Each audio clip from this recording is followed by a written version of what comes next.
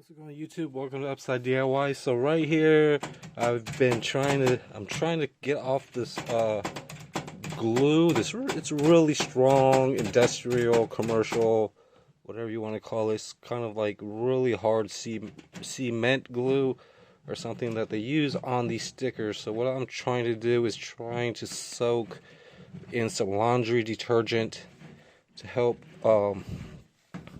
and kind of to get it started. I've got to make lines inside of this sticker surface stuff. The lines could kind of go any other way. This is kind of like the last part of the line, just kind of scribbling whatever I can, and then maybe the laundry detergent, maybe WD-40 and stuff could work good for this. But so far, this is kind of like the only thing that could really, instead of using something metal and really ruining the toolbox and the paint and stuff. So I'm just dipping this inside of this laundry detergent and just kind of soaking up whatever I can. And just keeping it soaked in. I'm hoping eventually I'm going to be able to really clean off the sticker. And then I'm going to be able to wax the toolbox with some really good cleaner wax and stuff with the chamois and things. And then buff it off. And I kind of already have some stuff prepared. These are fiber towels with some water. And then I added some of this really professional detail product type of cleaner wax.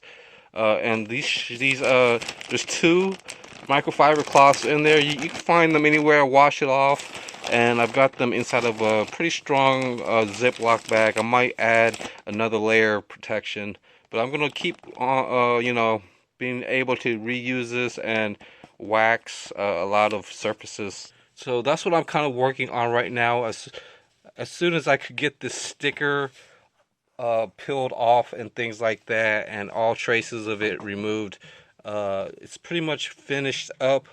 A lot of stuff, and then putting some cleaner wax and things. This is kind of the bottom, and there are other tools and things. I even have like a metal scraper, but for this type of job, with this type of sticker, I just want to really show you guys what I'm kind of doing. It hasn't worked yet, but being able to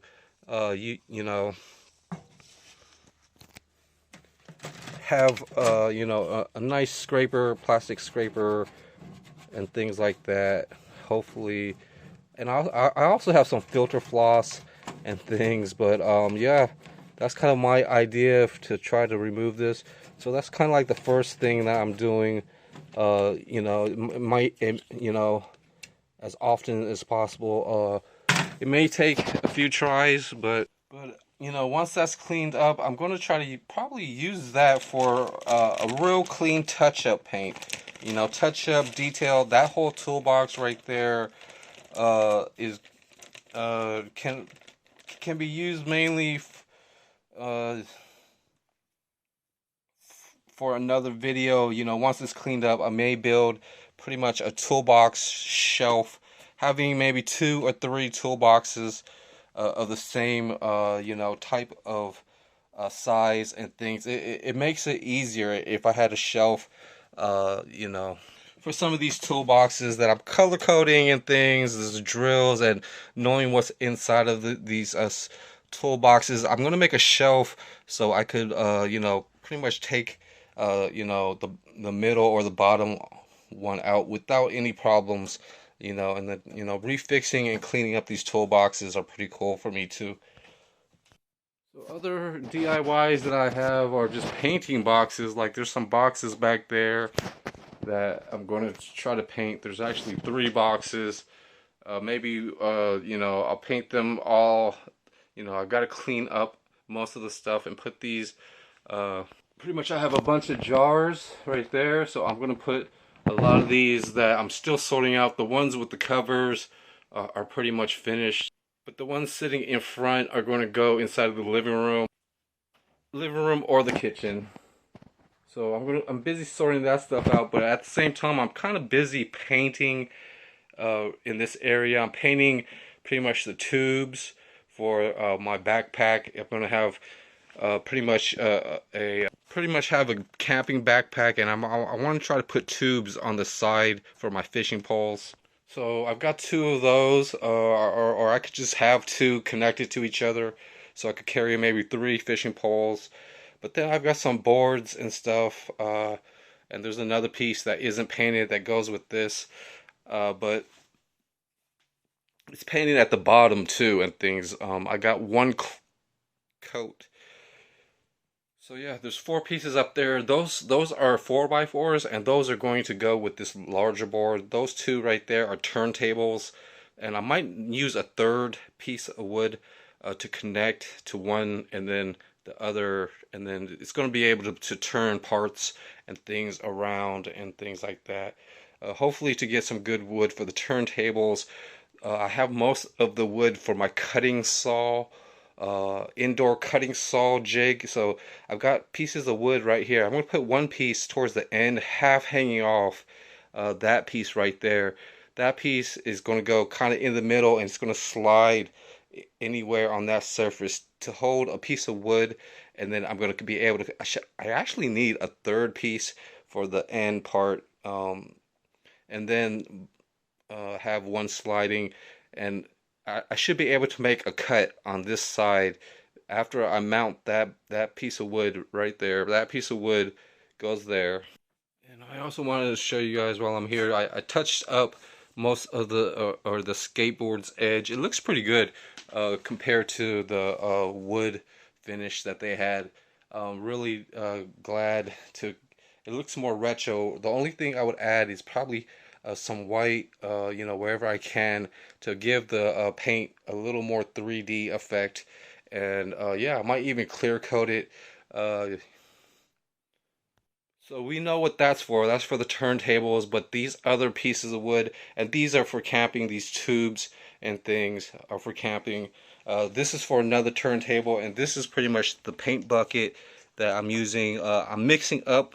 And these are some of the brushes and supplies. I'm using like a metal soup type of kitchen utensil. It's made out of metal and stuff. And at the end, the brush really could help clean that up.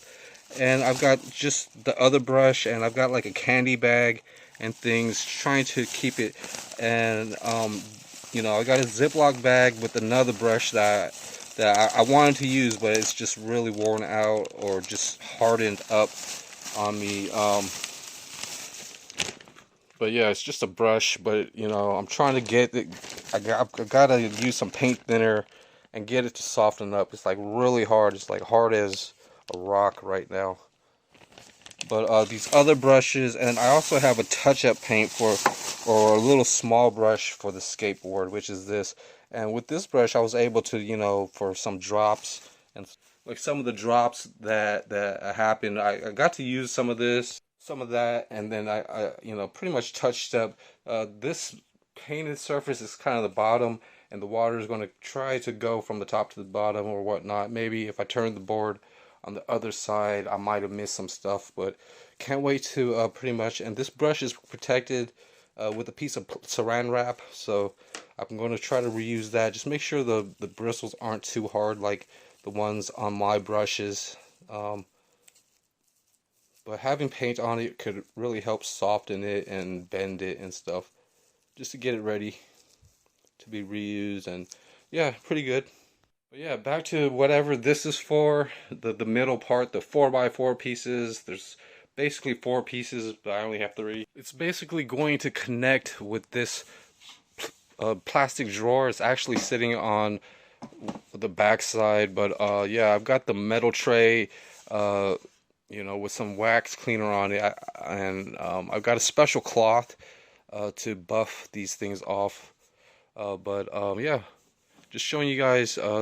Also, with these garbage bags, I cut them in half because sometimes you can make a really nice tarp with these and things like that. But first, I taped up whatever I could to help me keep things strained out.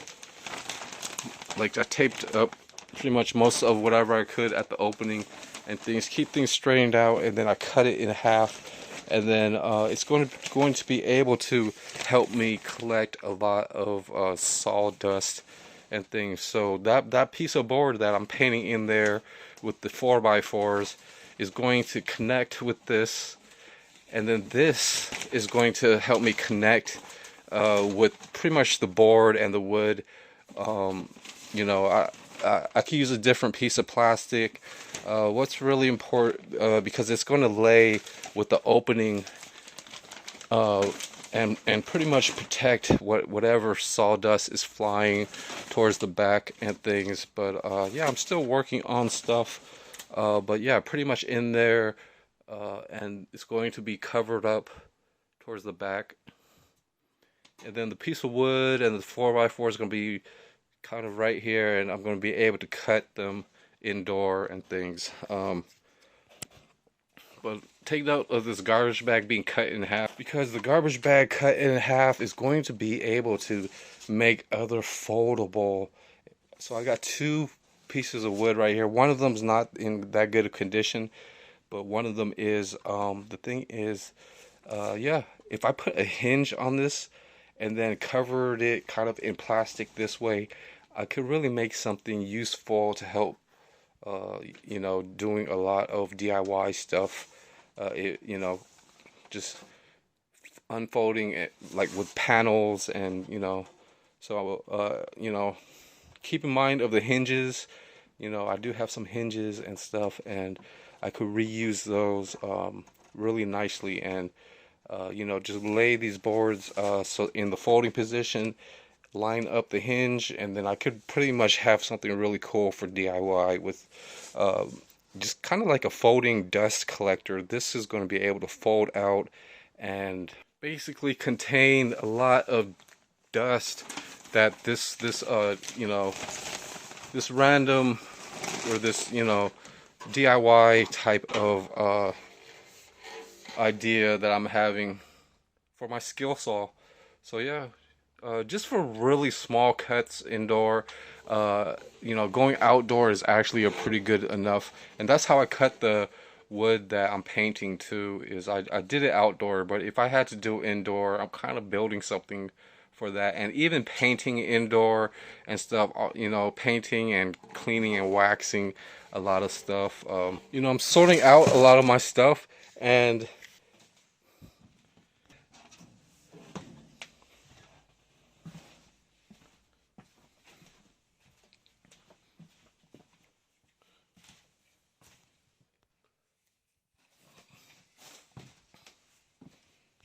also wearing this headlight. I'm trying to clean up, pretty much scrape up some glue from a sticker glue, I guess.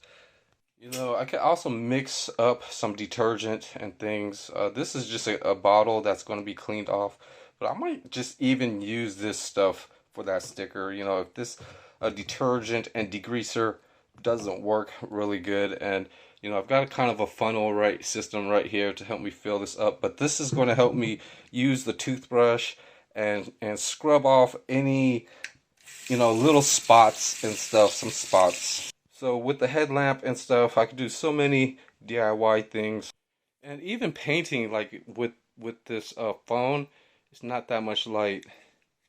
Even with this headlamp, it's really not that much light. But when you know, it's right in front of you, and then you know, you got to paint and work on stuff, it's actually a good source of extra lighting and stuff like that. You know, and then just turning on the other room and things, but or other lights in the room can really show, you know, it's just the first coat, so there are some problems and things, but you know, painting in a day or two, all this stuff is going to be you know, pretty much um, you know, and even cleaning up and sorting out stuff.